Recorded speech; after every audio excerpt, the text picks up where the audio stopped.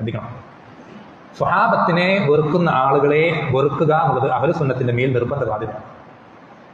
ഒരു വിഭാഗം ആളുകൾ സ്വഹാബത്തിനെ വെറുക്കുന്നുണ്ടെങ്കിൽ പിന്നെ അവരെ നമ്മൾ ഇഷ്ടപ്പെടുന്നുണ്ടെങ്കിൽ നമ്മൾ സ്വഹാബത്തിനെ ഇഷ്ടപ്പെടുന്നില്ല എന്നതിനർത്ഥം. നമ്മൾ സ്വഹാബത്തിന് കൊടുക്കേണ്ട ബാധ്യത ഹക്ക് പൂർത്തീകരിക്കുന്നില്ല എന്നാണ് അതിൻ്റെ അർത്ഥം.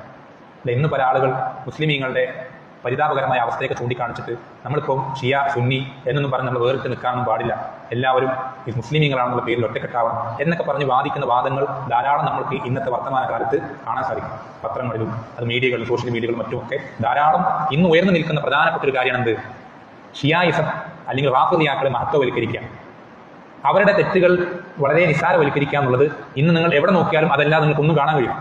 എത്ര വലിയ മുസ്ലിമീങ്ങളുടെ നേതാവായി അറിയപ്പെടുന്ന ആളാണെങ്കിലും നിങ്ങൾ അവരുടെ അവസ്ഥ എടുത്ത് നോക്കിക്കഴിഞ്ഞാൽ ഈ ഒരു രൂപത്തിൽ നിങ്ങൾക്ക് കാണാൻ സാധിക്കും. വളരെ ചുരുക്കം ആളുകൾ ഒഴിച്ചു.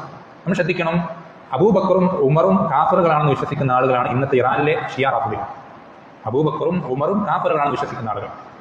അബൂബക്കറും ഉമറും അവരുടെ 2 പെൺമക്കളും തുലഞ്ഞു പോകട്ടെ എന്ന് പ്രാർത്ഥിച്ചിട്ടല്ലാതെ അവരുടെ ഖുതുബകളോ ക്ലാസുകളോ നടത്താറില്ല. ആരുടെ 2 പെൺമക്കളാരാ? ആയിഷ റളിയല്ലാഹു അൻഹയും ഹഫ്സ റളിയല്ലാഹു അൻഹ. രണ്ടും നബി സല്ലല്ലാഹു അലൈഹി വസല്ലം ഭാര്യമാരാണ്, നമ്മുടെ ഉമ്മമാരിൽപ്പെട്ടവർ. എന്ന് മാത്രമല്ല നമ്മുടെ ഉമ്മയായ ആയിഷ റളിയല്ലാഹു അൻഹയെ സംബന്ധിച്ച് അവർ വിശ്വസിക്കുന്ന വിശ്വാസം നമുക്കിവിടെ സഭ്യമായിട്ട് പുറത്ത് പബ്ലിക്കായിട്ട് പറയാൻ സാധിക്കാത്ത വർത്തമാനം. നമ്മുടെ ഉമ്മയെ പറ്റി തെറി പറയുന്ന ആളുകളെ നമുക്കങ്ങനെ സ്നേഹിക്കാൻ കഴിയാം, നമുക്ക് നമ്മുടെ സഹോദരങ്ങളായി കൊണ്ടു നടക്കാൻ സാധിക്കാം, നമുക്ക് അവൻ ഏത് നിലയ്ക്കാണ് അടുപ്പിക്കാൻ സാധിക്കാം? ഒരിക്കലും അടുപ്പിക്കാൻ കഴിയില്ല. എന്ന് മാത്രമല്ല നമ്മൾ അവരെ ശത്രുക്കളായിട്ട് കാണാം. പണ്ഡിതന്മാർ റാഫിദികളെ, ഷിയാക്കൾ പല വിഭാഗങ്ങളുണ്ട്, എല്ലാവരും എല്ലാ ഷിയാക്കളല്ല, ചില സെയ്ദിയാക്കൾ എന്നൊക്കെ പറഞ്ഞ ചില ഷിയാക്കളെ, അത് അവർ എക്സെപ്ഷണൽ കേസുകളാണ്, വളരെ ചുരുക്കം ആളുകളേ ഉള്ളൂ.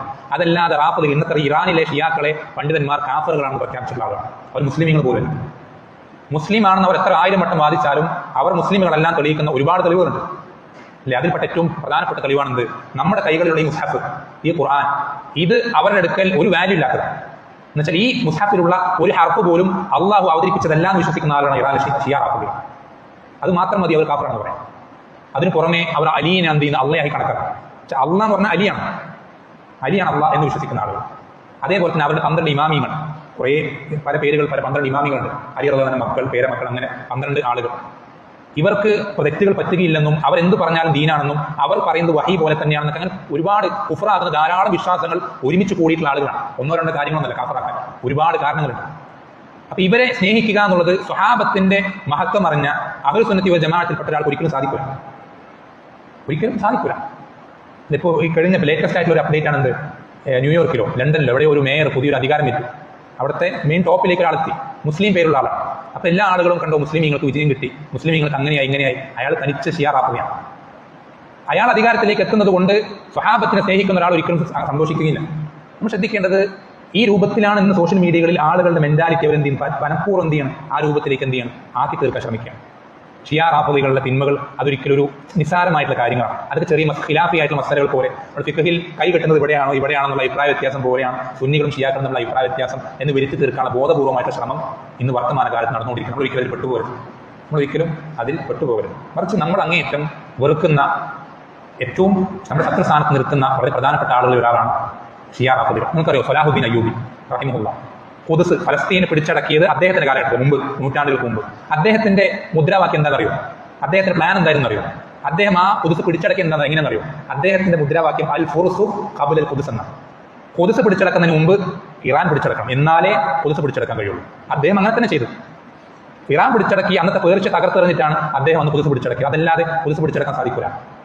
ഇന്നത്തെ ഫലസ്തീനികൾക്ക് ഏറ്റവും അധികം പ്രയാസം ഉണ്ടാക്കുന്ന ഈ ഹമാസും മറ്റു പോലത്തെ ഒരുപാട് പ്രശ്നക്കാരുണ്ടല്ലോ, ഈ ഫിത്ന ആളുകൾ, അതെല്ലാം ഈ ഇറാനിന്റെ പ്രൊഡക്റ്റുകളാണ്, എല്ലാം ഫുള്ള്. ഇന്ന് എന്ത് കാരണം കൊണ്ടാണോ ഫലസ്തീനികൾക്ക് അവിടെ സമാധാനം ഒരു അന്തരീക്ഷം കിട്ടാത്തത്, അതിനെല്ലാത്തിൻ്റെ പിന്നിൽ ഇറാനികൾ കാണാൻ സാധിക്കും മുഴുവൻ. നിങ്ങൾക്ക് വേണമെങ്കിൽ പരിശോധിക്കാം. ഹമാസിന്റെ ലീഡർമാരെ, ഇസ്മായിൽ ഹനി ആയിക്കോട്ടെ, അതുപോലെ തന്നെ ഏത് ആളുകളായിക്കോട്ടെ, അവരെല്ലാം ഖുമൈനിയെ പുകഴ്ത്തുന്നതും അവരുടെ ആശയമാണ് നമ്മൾ നടപ്പിലാക്കുന്നതും എന്നുറക്കെ പരസ്യമായി പബ്ലിക്കിൽ പ്രഖ്യാപിക്കുന്ന നിങ്ങൾക്ക് പരിശോധിച്ചാൽ കണ്ടെത്താൻ സാധിക്കും. ഇന്റർനെറ്റിൽ കിട്ടും അതിന്റെ എവിഡൻസുകൾ. നമ്മൾ ശ്രദ്ധിക്കണം, അവർ തകർത്തിട്ടല്ലാതെ ഒരിക്കലും മുസ്ലിമീങ്ങൾക്ക് ഖുദ്സ് പിടിച്ചെടുക്കാൻ കഴിയില്ല.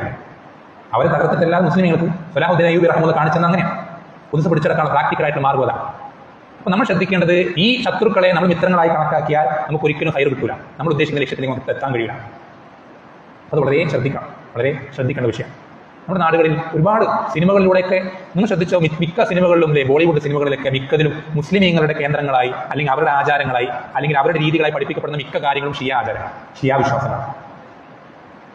അതിലൂടെ അവരെന്താ ഉദ്ദേശിക്കുന്നത്? അവർക്ക് അതിനൊരു ഗോളുണ്ട്, എയിമുണ്ട്, വെറുതെ ചെയ്യുന്നത്. അവർക്കൊരു അജണ്ടയുണ്ട്. എന്താണ്? മുസ്ലിമീങ്ങൾക്ക് ഇതിനോടൊരു സോഫ്റ്റ് കോർണർ ഉണ്ടാവും, ഷിയാക്കളോട്, റാഫിദികളോട്. അങ്ങനെ അവരിലേക്ക് എന്ത് ചെയ്യണം? ഇത് കുത്തിക്കയറ്റണം, ഇഞ്ചക്ട് ചെയ്യണം. റാഫിദിയത്ത്, ഷിയായിസം അതിനുവേണ്ടി തന്നെ മനഃപൂർവ്വം ചെയ്യുന്നതാണ്.